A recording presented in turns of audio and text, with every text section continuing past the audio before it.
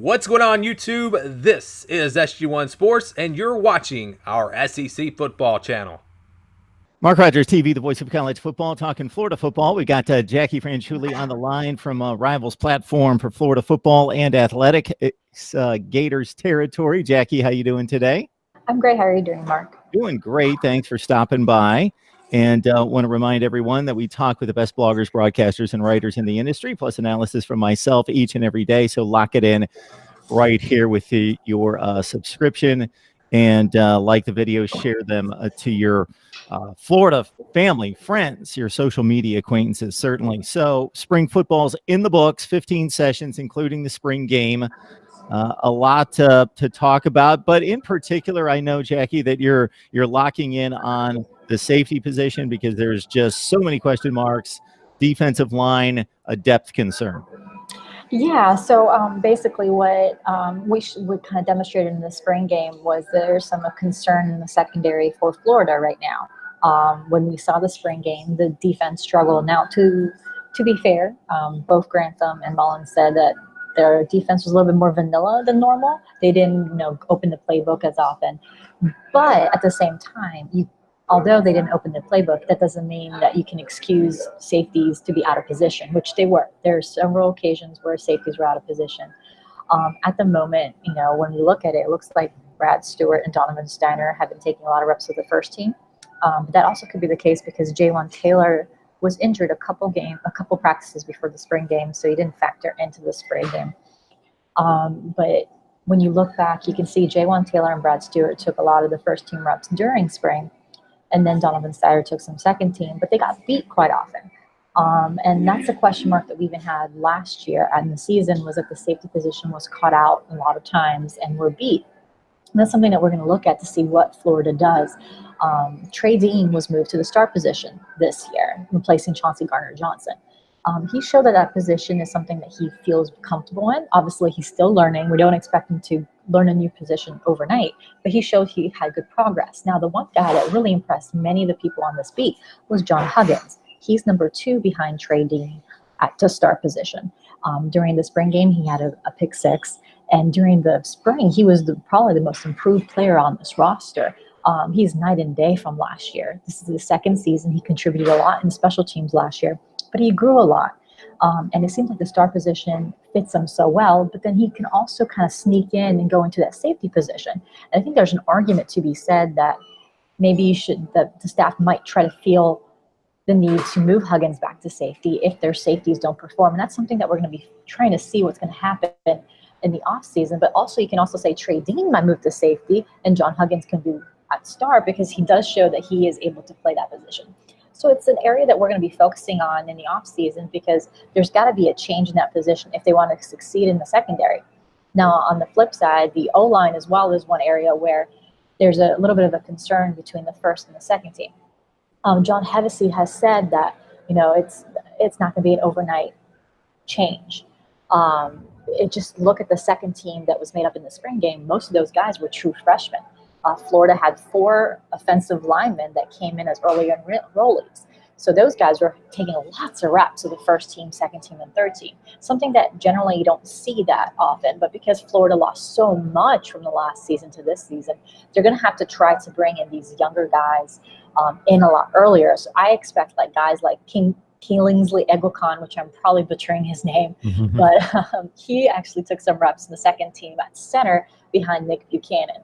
And I did see a steady progress with him, but obviously the first team has guys that has had some game time experience. The second team almost had no game time experience. You're going to see that drop off, and that's something that this offseason, Hevesy and Mullen, looking through film, those are the guys that are going to have to really kind of up their game a little bit, and that's something that we're going to be watching because there's no doubt in the first game, the O-line is going to struggle with the second team rotation. These guys, that'll be the first time they're playing college football, most of these guys.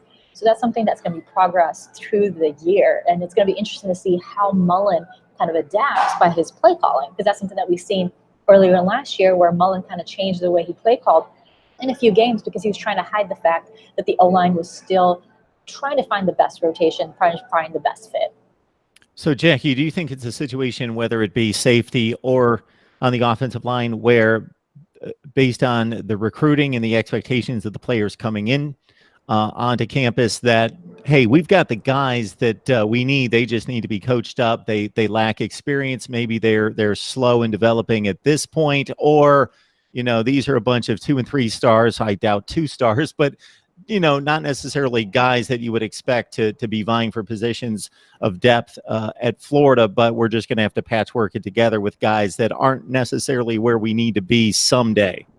Yeah, well, the problem with the O-line was that there was a few recruiting cycles where they just didn't get that many O-line. So when Hevesy and Mullen came to Gainesville, they were actually working with a deficit.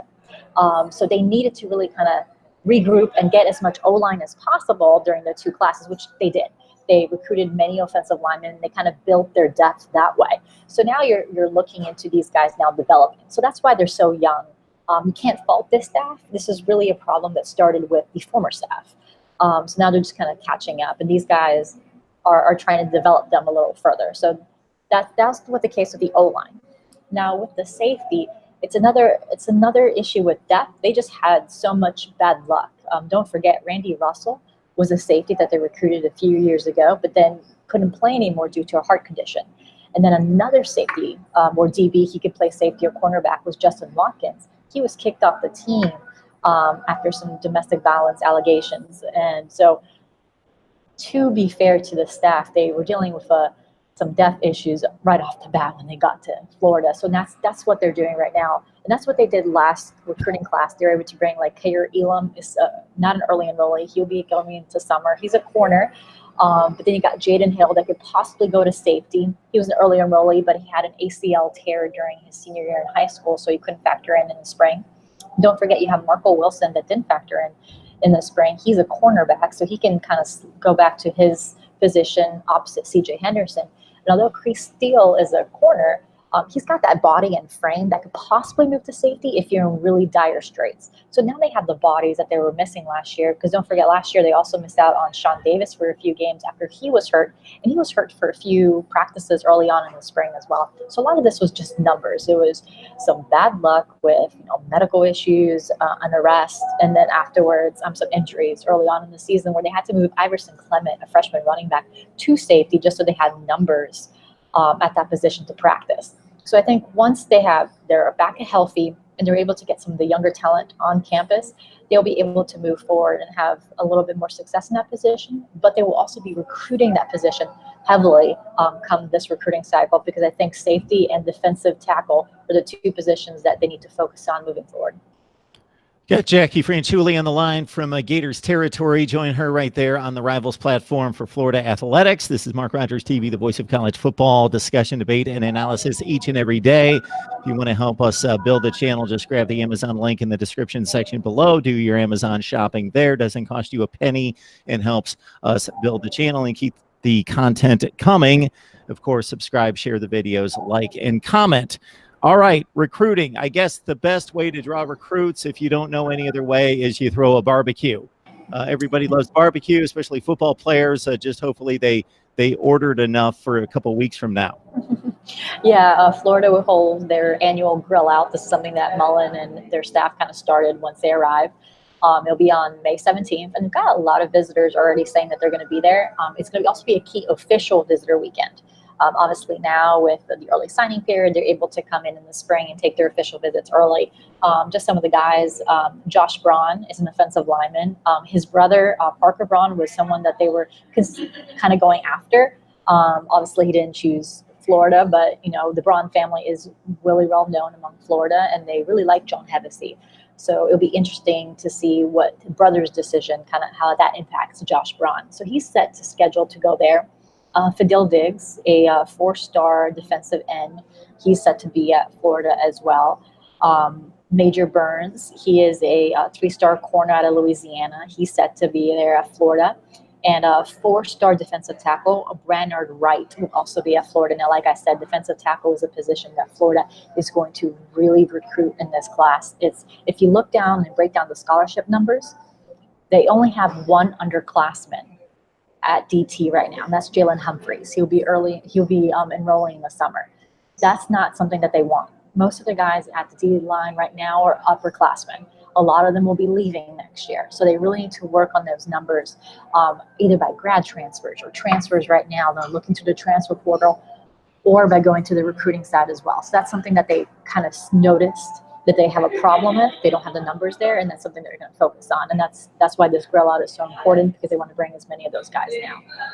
Mark Rogers TV, the voice of college football, breaking down the Gators, and we do so with Jackie Franchuli from Gators Territory. It's on the Rivals platform. Join her and the rest of the staff right there for Florida football coverage like few others. We've talked spring football, we talked recruiting, and then the other end of that pipeline, of course, goes to the NFL draft 3 to 4 years later. And a lot of college football fans disregard the draft. Hey, these guys are gone. Don't care. See ya. Hopefully you do well, but I'm not going to be watching you on Sunday. We're locked in on college football. I hear that, but I also hear there being some pride taken in our conference has the most selections in the SEC.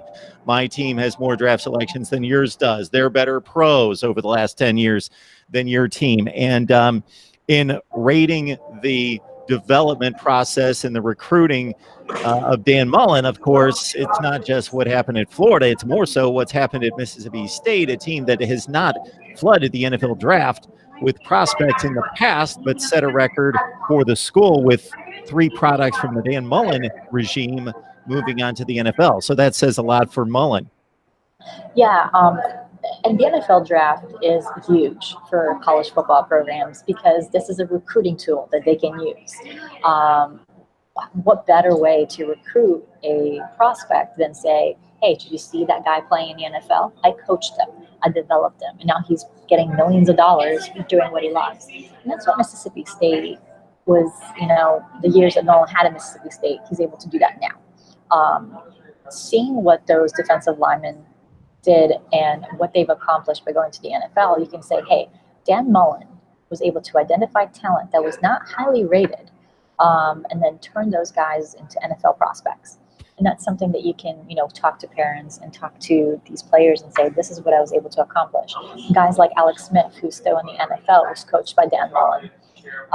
So having that resume you're not just talking, you've actually done those things. And that's something that any college program would love to have. The other side of this is also that Dan Mullen and his staff has been able to get a little bit more of the faith in the locker room, just because of the way they're able to identify talent. What I mean is, when back in November, Dan Mullen said that they didn't have any player that he thinks they would be able to go pro right away, any of their underclassmen. And at the end of the day, he was right. He said there was no first rounders, and he was proved right. Grantham even said that Ja'Kai Polite needed 1 more year. He said he wasn't mentally ready yet to go through the draft process. And Grantham was right. Ja'Kai Polite struggled during the pre-draft process with interviews. He didn't perform well in the NFL Combine. He didn't perform well in the Pro Day. And he admitted during Pro Day that he just wasn't mentally ready.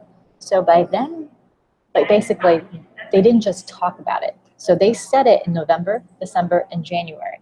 And then suddenly now in April and May, they were proven right. So the locker room, so next year when these underclassmen, these juniors are going to talk to Mullen and say, hey, what do you think? They're going to listen now. Because at the end of the day, these still are young men. Some of these are still teenagers. So sometimes when an adult tells you not to do it, what are you going to do? Do it. So at least this way they've had evidence. They actually see it happen. And then they also see guys at Mississippi State where the guys said, hey, Grantham told some of those D linemen that went early, said, hey, wait another year. And look, they were able to go in the first round just by waiting another year. So now they have evidence backing things that they've set up. So now when, guys next year like CJ Henderson or Marco Wilson, they're going to be able to enter the NFL draft next year. They can go up to Mullen and Grantham and say, what do you think? And they're more likely to listen now. It's a great point, Jackie, and also by extension, that you can buy into the thought, well, if you want to play in the NFL, you can pretty much go anywhere these days. It's not like it's 1960 where you've got to go to Alabama or Ohio State to go to the NFL. Everybody's on TV. There's full exposure. You can go to Washburn, and there were players drafted from the NFL. Old Dominion had 2 players drafted to the NFL over the weekend. There's game tape on everyone. Everyone's on TV. But you increase your chances exponentially. Yes, you can go to any program. It doesn't have to be a big time winner to go to the NFL. Every program in the Power Five has multiple draft choices over the course of years, the group of 5. But I think you make a great point in terms of we see it every year, and we just saw it over the weekend. It was astonishing to see about 40 players declare early and not get drafted, make that mistake, believing that they would be drafted and drafted high, and they weren't even drafted at all. And that doesn't even count the seniors that went to major programs like a Florida or a Georgia or fill in the blank that didn't get drafted.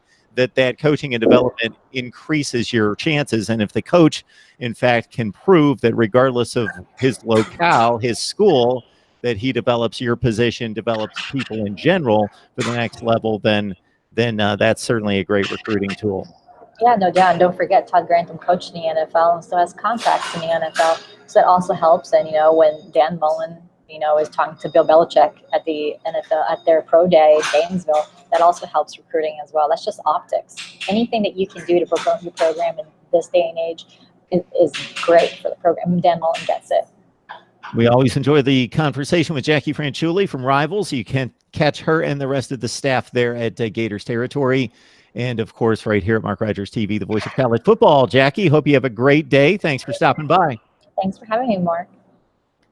Thank you for watching this video. If you're an SEC football fan, please subscribe to the channel. Leave us your thoughts down in the comments below. And for the latest in SEC football, keep it right here.